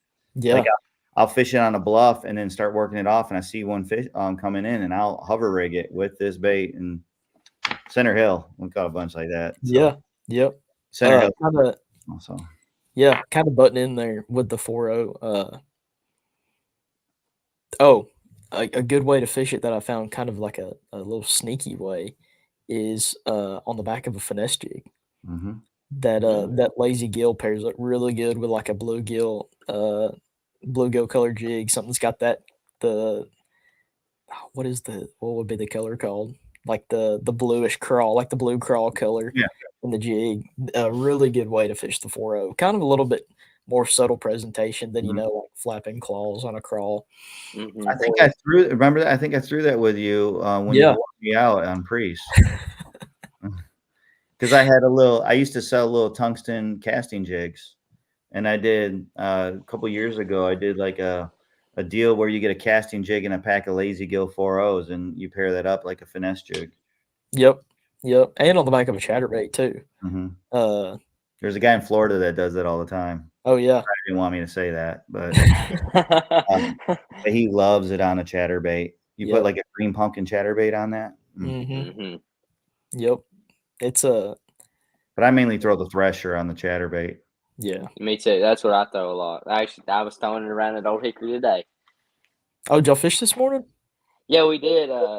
We had nothing too great. We had a 7-2, and we actually we won a whopping $45 with second big fish, tie for second big fish. That's You know, what I'm talking about. so doing big things out there. Oh yeah. We actually had some boat trouble today. My trim relay is going out, so me and Cole was out there, and I think it was like 8:30, and my trim just started going up out of nowhere, and I'm like, "What is going on?" Mm-hmm. And we ended up taking some electrical tape, and we taped the trim switch at the steering. We taped it down to keep it from going up, and about we worked on it for a while, and about 2 hours later, it just started working normal again. It was the weirdest thing. Did you actually take a look at it? Because sometimes, like I had an issue with that. I was fishing a big tournament in Mississippi, and I loaded my boat on the trailer, and it went down, and picked my boat off the trailer. My skeg was on Oh the my ground, gosh! and the relay. And what it was is that my old motor, I had an old Johnson, and you had these like cubes, and you put them in the relay, and I just picked it up. At the time, I was flipping out. I was cutting wires off. I mean, That's what I went up to the front at my switch. That's what I thought it was. I thought my front trim switch was stuck, and I Mhm. went up there and I just cut the wires for it real quick, and I'd fix them later. And it kept doing it. I was like, "What is going on here?" Yep. But I called up some people, and they said it was probably the trim relay. And we just was like, "Man, we don't want to get off the water yet. We're just going to try to find a quick fix real quick and Yeah. get back out there." Nothing like learning on the water. Oh no, sir. That's how to do it right there. That is. Yeah, when my boat gets picked up off the trailer, and that's not good, but you learn the No. lesson. Yeah. One thing that does come with fishing is a lot of torrent, a lot of unexpected things. Yeah. Well, yeah. I know Presley. You know Debo. He always tells me boat stands for bust out another 1,000. So Exactly. you know. Yeah. So he's been with me a lot of times, and we've had a lot of problems go wrong in the boat. So he Always knows about something. it. I do have a real cool story about that real quick. We just fished on Barron, and one of my guys, Isaac PBS, fished with his friend Scotty, and they end up winning with like 20 pounds. I mean, it was nuts. It was awesome. But the trolling motor went out. The foot pedal did. So they each took turns driving it with the hand held. So they would have one guy in the front, and they would move the boat with the handheld Mm-hmm. for however long, and then they would switch, and they would take turns catching these fish with the trolling with the hand. Driving. That's funny. Yeah. So he's like, I had over there, turn it. Yeah. I had Yeah. something similar happen at Harris Chain. We didn't have our handheld remote, so we went to the store and we bought some PVC pipe and wrapped it around took some clamps and clamped it to the head of the trolling motor, and we was moving it by hand. Yeah. Hey, that's how they used to fish in the Bassmasters, man. Exactly. Handheld. There's some people that still do that. They'll move their leg or whatever. I mean, whatever you got to do. Whatever you gotta do, man. Whatever Some It's you gotta people crazy. use an oar, you know what I'm saying? It's do. Yeah. still, I mean, that's as long all as you're good. getting out there and doing it, man. Just get out Yep. there in God's creation and and stretch your strang a little bit. Exactly. It really is crazy. We get upset and about some of our minor inconveniences when people back in the day they was fishing in John boats with no motor on them. You know, they Yep. were. I mean, it's crazy, and like I said before, I mean, we are truly blessed in Oh, absolutely. how big the sport has gotten and so much going on. It is really amazing. Yep. No doubt. That's right. I've seen Presley and Trevor catch multiple over 5 on the 4.0. Just got to put it where the big ones live. That's right. That's right. Yeah, I've had people say to me, maybe they're joking me, but they come up to me at Expo, man, I can't catch a fish with that, and I'll be like, I don't know if it's the lure, buddy. Sometimes you gotta know what you're doing too, you know. I can attest. A lot of fish can be caught on the 4.0. No doubt. No doubt. And Yeah. and this little booger right here. Oh yeah, I mean the 6.0 hasn't got any love tonight, but the 6.0 is a fish catcher. I about mentioned the Plum 6.0. I was throwing it around today. That is one of my all time favorite summer baits right there. Me too. It is elite. Yeah, that plum especially this time of year, plum is where it's at. And I will say some I don't know, you know, I can't see how many people are on here listening, but that's been my main thing of why I've been paying attention to you guys, because I was looking for people that fish my lures, had confidence in the lures, and knew it was something that could help them in their journey. So, just for whoever's listening and for whoever is going into fishing and going into the industry, a big part of that is just belief, you know. There are a lot of people that can sniff out if you're blowing smoke. And so I really love seeing the Mount Juliet fishing team, that program run so well, seeing all those people fishing, catching fish. You guys know Ron Holt. He's been throwing the 4.0 since day one, since the first one came out of my pocket. And he's put in the hands, I can't tell you how many people. He'll be in the middle of Texas and giving 4.0 to someone at the gas station. So it's like seeing you guys and seeing people really give the baits a shot and getting some confidence in it. That's what it's about. No doubt. I love watching. Like I said, I'm saying this because I see it on Facebook. Like Ron Holt taking some kids that haven't fished, and they'll put the 4.0 in their hand, and then they'll just say, "Hey, fish it." And, you know, he'll show you how to fish really slow and get that bite. Yeah. And for me, how cool is it that someone is finding the love of fishing with using my lures? And that's pretty cool. We're I mean, it literally does not matter where we're at. We could be in Michigan, Florida, St. Rayburn, Texas. Ron calls. Y'all doing any good? Yeah, you know, catching a few here and there. Y'all doing any good? Oh yeah, we're catching them. Like wait, and it's like you know what they're catching them on before he even says it. Every time he will figure out a way to catch them on the 4.0. That'll be it. It'll be that exact thing right there. Yep. Which I think Dalen caught like a 7-8 pounder. Yeah, it was an on 8. The 4.0. It was an 8 something, wasn't it? Oh, you talking about Florida? Yes. Yeah. It was I think he had the 6.0. Oh, was it the 6? Was it the 6.0? I thought he told me the 4. Oh, maybe it was the 4. It was one of the strikers. But yeah, I think I posted it too. Yeah, I think check it out. It might have been a watermelon red flake striker 6.0. It was. I'll tell you, it was a giant. Either way, that is awesome. Oh yeah. Oh yeah. I'll tell you, Ron's the one that introduced me to the 4.0. So, Ron, if you're hearing this, appreciate it. He's a day one right there. Ron's no doubt about it. When was that tournament? I want to find this picture to show everybody. It was probably, I think it was 2 years ago. The 2 years ago, the Harris Chain, not this past one, but the year. No, actually it was this past year. I didn't think we went there this past year. Well, I say this past year, the year before. So, what would that be? 23 or 22 or 23, one of those. Yeah, it would be 23. Okay, yeah. Because we went in January. January. Yep. You know, when I first came out with a Striker 6.0, I had Florida in mind, and I didn't want to make another Senko because Yamamoto Senkos was always a thing, and I didn't want to try to put out another stick bait that looked just like it. You know what I mean? So Right. I went with a Striker 6.0 that had, I used to call it the stick bait with pizzazz. And There you go. I and mean, it's true. before I released it, I was making money on it flipping in Old Hickory. Yep. And people still haven't figured that out yet. You flip that worm, especially if you're in a team tournament and you're flipping and pitching. You got one guy flipping a timber craw jigger in the front, and you flip that worm in there, boy. Yeah. Eat it. Something a little different. Mm-hmm. That's the good thing. You can fish it in multiple ways. One of my favorite ways to fish is on a shaky head, but you can fish it like on a Texas rig, and I mean you can fish it many different ways. That's the beauty about that bait. I like throwing it on a Nico rig. Mm-hmm. Yeah. Nico's one of my favorites. I heard a guy. He's a guide in Chickamauga, and he talked about Nico rig as one of the best ways to fish like heavy current and shallow rocks, because the way that it would bounce more than like get hung up in the cracks.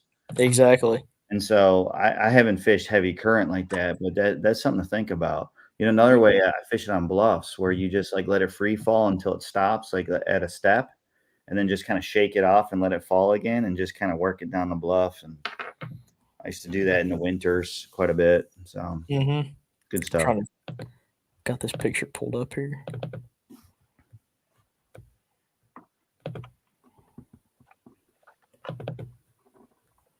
Of that giant that Dalen caught. It was 6.0. Yeah. I remember when he sent it. I was like, goodness gracious. Yeah, that was a giant. I think it was a watermelon red flake 6.0. Yep, I went back on Instagram and found the picture. And that's what when I saw that, I said, that's what inspired me to make it. Yep, fishing.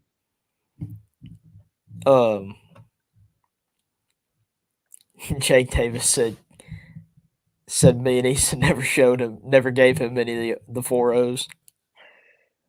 What did he say? Jake Davis said none of us, me or Easton, never gave him any 4.0s. We'll get you some. Hey, torrentoutdoors.com. I'll send it straight to your house. Boom. Use Presley's little discount code. That's what you can do. Yeah, 10% off. It's just the name of my Instagram, Lanham_fishing. There it is, right there. There it is. Torrent. So, Captain Jake, if you're watching, we're also at Sharp Hook. You need them. We're at Sharp Hook Bait and Tackle. Shout out to Sharp Hook. Man, I tell you what, they've had an interesting time. They were rocking it, and then that tornado came through in Hendersonville, and we need to really support local. They got a new place there down in Lakewood area off Old Hickory Boulevard, and it's like it's more of a hidden place than what it was, in Hendersonville. So if anyone's out here, just keep promoting and supporting your local shops, and we got to keep them going. Definitely. Oh yeah, no doubt. John Wesley asked what shaky head you prefer, Easton. So the head I've been using a lot. I use two of them. I use two. I actually kind of use three. It just depends on the situation I'm using. The one I've been using a lot, I got this guy. He don't even have a company or nothing. He just makes me. He reached out to me on Facebook. He's like, "Hey, I make baits." And he's like, I make a lot of shake heads and stuff. He's like, "You care if I make you some?" I was like, "Sure." And he sent me some of them. And that weekend, I was fishing a tournament at Center Hill, and I caught 3 smallmouth, all in the 3.5, 4 pound range. I was like, yeah, I like these. But a lot of times when I'm fishing, I fish a shaky head a lot at Old Hickories, and I use the DNL tackle. They've got, and the reason I use that, it has got a big hook. But the thing is, you can rig a Zoom trick worm and stuff like that on it. You can rig it on there just fine, and it don't tear up the bait too much. But that big hook allows you to drive the hook in real good. Compared to your smaller, like for a while I was using the spot removers, the Buckeye Lure spot removers, and they're good, but the hook on that compared to that one I've been using, it's a lot smaller. And then I got this company out of Alabama called Spanker Jigs. He makes a lot of shake heads and stuff too, and I use his a lot. I use his heavier ones, like a more like a football head style shake head or a ball head, and I use those a lot too. But a lot of times when I'm fishing the shake head, I'm fishing like with like a 3/16. So I use that DNL tackle a lot. Good deal. Good deal. I like the owner. Like if it's a super small shaky head, I don't even Mhm. know what it's called, but owner makes a pretty good one. I seen Um, those when you picked them up one day. I was like, yeah, mhm. those look good. Yeah, they're good. Zach Knight asked, any wish list lakes? I mean, honestly, probably where you're fixed to go, St. Lawrence St. River. Lawrence. Yep. I'm just excited for Somewhere you. up north. I've got to travel down to Sam Rayburn, so uh, that was cool to experience a Texas lake like that. But definitely next is towards Canada, somewhere up that way. So, Yep. Yeah, those New York lakes are pretty good. Yeah, hmm for sure. What would yours be?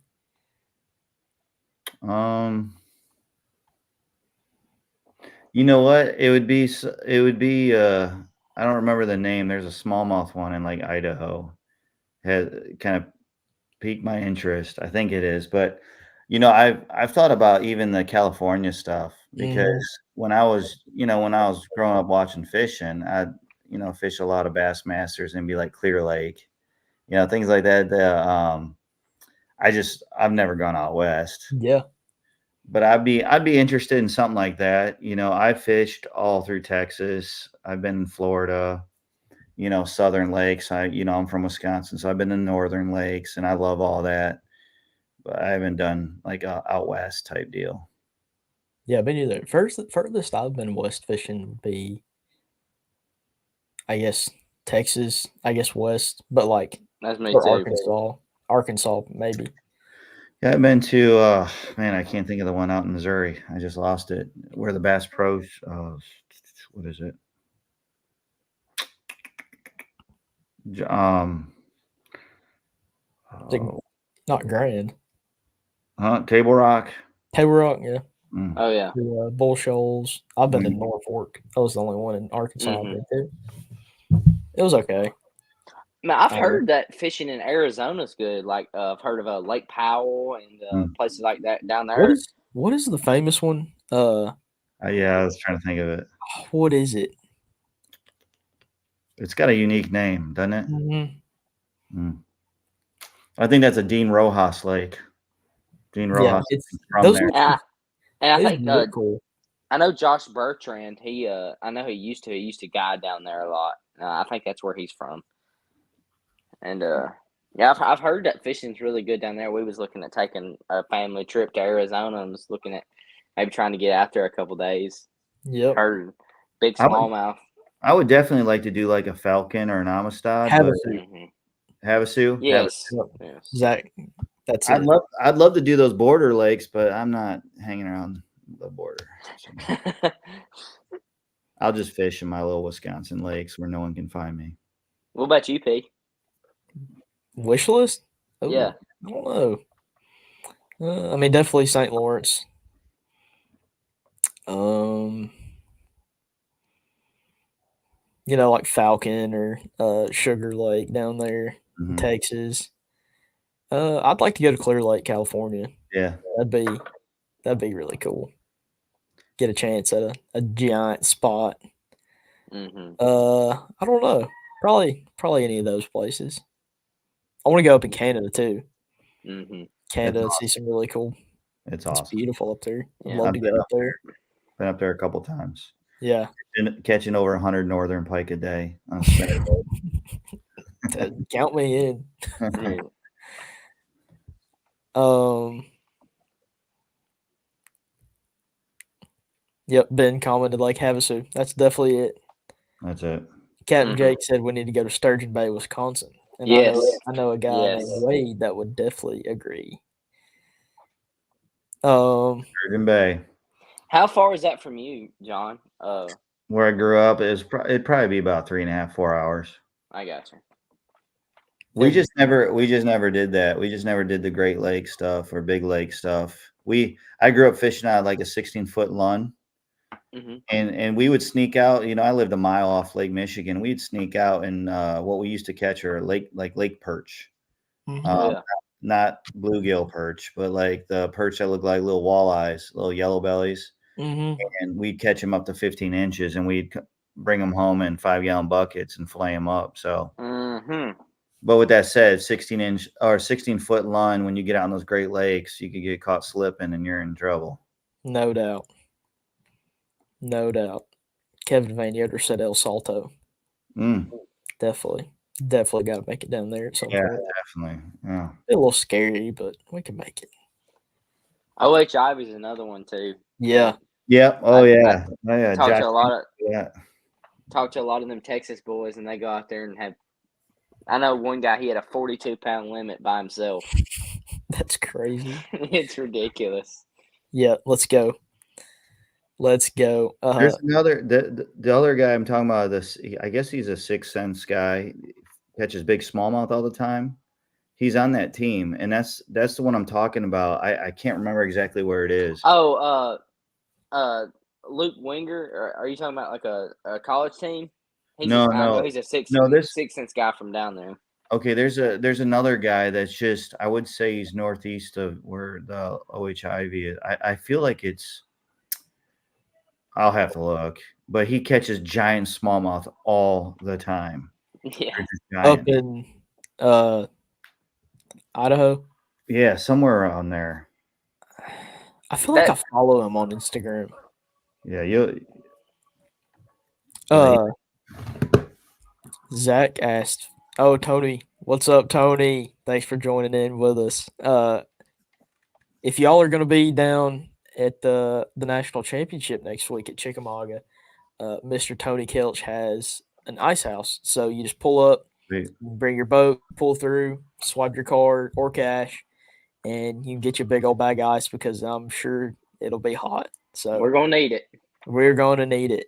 So from what I've seen, though, it's looking like a lot of rain. So yeah, well that'd be good. Yeah, but y'all swing by Tony's ice house and get you a bag, and I know he would greatly appreciate it. Zach Knight asked, "What is your favorite?" I'm going to go with, if he's asking, spots, largemouth, or spots, largemouth, or smallmouth. I think mine's probably spots. I'm going to go with something different. I'm going to say spots. I like northern Wisconsin smallmouth, hands down. Especially when I was throwing a drop shot with the V strike, catching like these 4-pounders that are 18 inches long. It's just unbelievable. Because you're going straight line with that, it's fun. It's just fun. I mean, if it's a spotted bass, a largemouth, or a smallmouth, I'm gonna be pretty excited if I catch one. So, I mean, I don't know. It's kind of hard to pick. Yeah, I'd say I'll kind of go different. I think I'm a largemouth guy. I like. Don't get me wrong, catching a big smallmouth fun, but if you tell me I could catch a 5-pound largemouth or a 5-pound smallmouth, I think I'm gonna go 5-pound largemouth. Wow. Yeah, and I know that's off the wall, but it's something about them green ones that's my favorite right there. It's kind of like smallmouth are like doosh, so erratic and just so aggressive, but like there is something about a largemouth. Just it's almost like they move in slow motion. Like when you're fighting one, it's just like, I don't know, something about them. I will say what's special about largemouth is just where they live. So you can catch them punching, you can catch them on light line, you can catch them. It's just like largemouth are the fish that you can pick your favorite style and catch them on. Exactly. You can't say that really about the other two. That's true. And I mean, I went with spots, maybe flipping wood with small. I get that, but usually when you're punching with a big stick, you're going for largemouth. Right. Usually. I went with a buddy a while back, and I think this is another cool thing about largemouth. They can live just about anywhere, and it doesn't matter what kind of conditions it is. Yeah. They will live in it, and I think that's the kind of the cool thing about it. No doubt. Tell them to get the ice cream ready in Dayton. Us and Tony, we like to Sure. go get some ice cream. Is that Oh, kind of yeah. the Brandon Polinick thing? Oh, yeah, yeah, kind of. If we make the cut, we're definitely going to need ice cream. But I think we're going to be getting ice cream either way. That's been cool to watch him do Yeah. that. You know, they have that kind of ice cream deal. So Yeah, it is cool. Cut ice cream. We need a Torrent cut ice cream shirt. Yes. dream. Kevin I don't Van know. Yoder says there's nothing more American than a largemouth bass. That boy likes SEC football, bald eagles, and pickup trucks. Sure do. Go Vols, baby. That Van Yoder, he loves to hold largemouth in very unique ways as well. He does. He does. You can tell by the cover picture. You know, and there's nothing that's not unique about him. Yeah, he's trying to find out my next lure called the Leonardo. So that's what he's trying to. Oh, little And if turtle. Yeah. Oh yeah. That's the new prototype. Turtle bait. Definitely. Mm-hmm. About a diameter of like 5 inches. Just Like a really good size turtle. like skipping that thing forever, like a frisbee. You know what I mean? Put on a spinning rod, just flick that thing out there. Make it to those marinas, and you can go under. Oh yeah.